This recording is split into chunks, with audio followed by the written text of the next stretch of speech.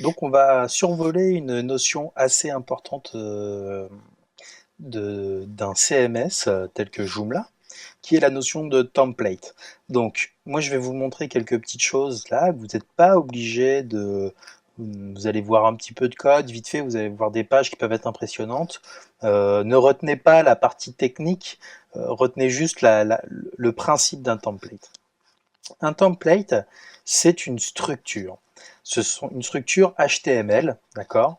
Il y a du PHP, mais à la fin, ça se traduit uniquement par des blocs HTML imbriqués dans des blocs HTML. Ce sont des blocs vides dans lesquels on va injecter des modules. Donc, si je prends l'exemple de ce site-là, euh, la structure, elle comporte un grand bloc, voilà, c'est le bloc un peu blanc transparent, qui comporte un autre bloc qui fait la largeur de la partie centrale, d'accord, et qui est centré par rapport à toute la largeur du site. Et dans ce bloc-là, il y a un autre bloc qui, lui, est un emplacement de module.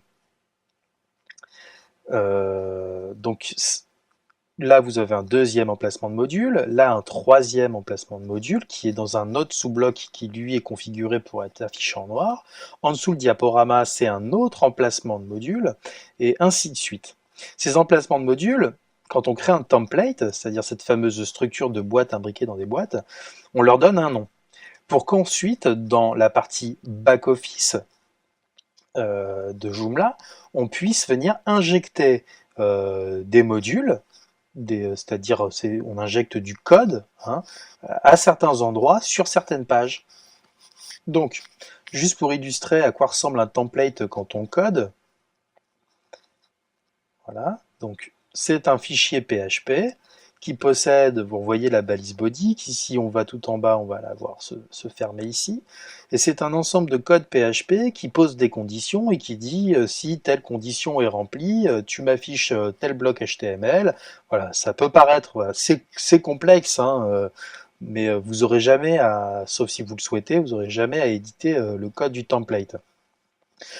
Euh, et donc, comment on injecte un emplacement de module? Eh ben, Joomla prévoit, lui, dans son langage à lui, une ligne de code qui s'appelle, hop, on va la trouver, voilà, gdoc include type module, donc inclut un élément de type module, dont le nom sera module-row 1. Et en théorie, dans Joomla, on va voir quand on va vouloir créer un module, ce qu'on appelle un module, donc ça peut être on va aborder cette notion un petit peu plus après, mais un module, c'est simplement un morceau de code HTML qui va être créé soit manuellement, soit automatiquement avec des boutons et des options. Mais ce qu'il faut retenir d'abord dans cette notion de template, c'est que c'est un quadrillage de blocs disponibles qui portent des noms, dans lesquels on va pouvoir injecter des éléments personnalisés. Donc là, vous voyez, à cet endroit-là, dans la balise header, il y a un bloc qui s'appelle module-row 1. Donc il y a de fortes chances que dans Joomla, quand on va créer un module, on puisse injecter ce module en partie et on va nous proposer cet emplacement-là. Voici. Donc,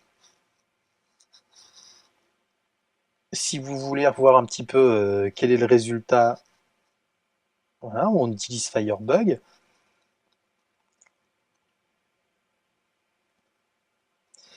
Et donc, ce qu'il faut savoir, c'est que dans les outils que Joomla nous donne pour créer des templates, c'est qu'il nous donne par exemple la possibilité de ne pas afficher la structure HTML si aucun module n'est injecté dans cet emplacement.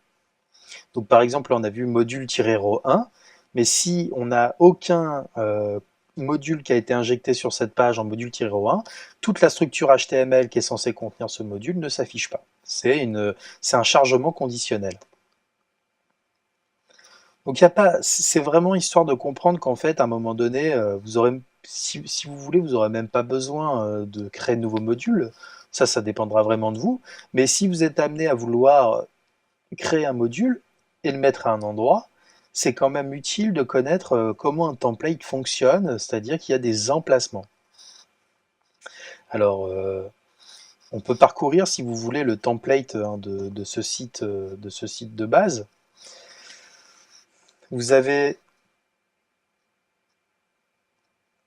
voilà, dans le top header, quand on survole en fait avec Firebug, on va pouvoir avoir la structure progressive. Donc on voit qu'il y a un bloc HTML qui a pour ID full with top header ici, qui a un arrière-plan blanc, qui contient un autre sous-bloc qui lui fait 960 pixels de large et qui est centré. Et ce bloc-là contient comment dire, un premier module qui a été chargé, qu'on a appelé logo, et il contient un lien contenant une image. Voilà. Ça, c'est le premier module qui a été chargé dans cet emplacement. Et puis, il y en a un deuxième qui a été chargé, qui s'appelle Module Table Social Icon, qui est celui-ci, et qui a une marge haute de plusieurs dizaines de pixels. Voilà, il a été réglé avec des CSS pour s'afficher à cet endroit à droite. Et puis, on a un autre emplacement de module plus bas. Tac. Ici. Où on a chargé le module menu. Voilà, le menu principal. Et puis, dans le main header, on a chargé le diaporama.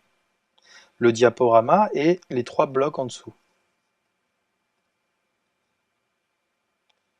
Hop, je me décale. Donc c'est des balises HTML imbriquées dans des balises HTML. Et vous voyez, si je survole chaque élément HTML, là j'ai atteint la couche qui concerne ces blocs-là. Si on les déploie, hop. Donc là, bon, c'est pas le bon parce que c'est le diaporama. Moi, ce qui m'intéresse, voilà, c'est par exemple ce petit bloc assez simple. On voit qu'il y a un titre de type H3. Nous, on avait vu le titre H1, c'est le même principe, suivi d'une balise P, donc paragraphe, et puis suivi d'une autre balise P qui a pour classe more link, qui contient un lien. Voilà. Et ce lien, il pointe vers la page qui a pour adresse apropos.html et il est écrit dans ce lien en savoir plus. Donc ça correspond parfaitement à ce qu'on voit là. Et puis, bon, bah, vous avez, si on referme et qu'on continue à descendre, hop, on a le module de contact qui a été injecté donc dans le même emplacement que les 3 autres. Et si on survole, on voit qu'on a des blocs P qui ont des attributs qui ont été stylisés différemment. Vous voyez que le premier bloc P, il a été stylisé pour afficher le téléphone fixe, celui-ci pour afficher le téléphone mobile. Donc on voit la petite image, hein, ça fait partie du style CSS de chaque bloc, la petite image qui est chargée en arrière-plan. Donc voilà, ce qu'il faut retenir d'un template, c'est que c'est une structure générée en PHP, qui une fois générée donne du HTML, hein, et cette structure, elle possède des blocs dans lesquels on va injecter des modules. Donc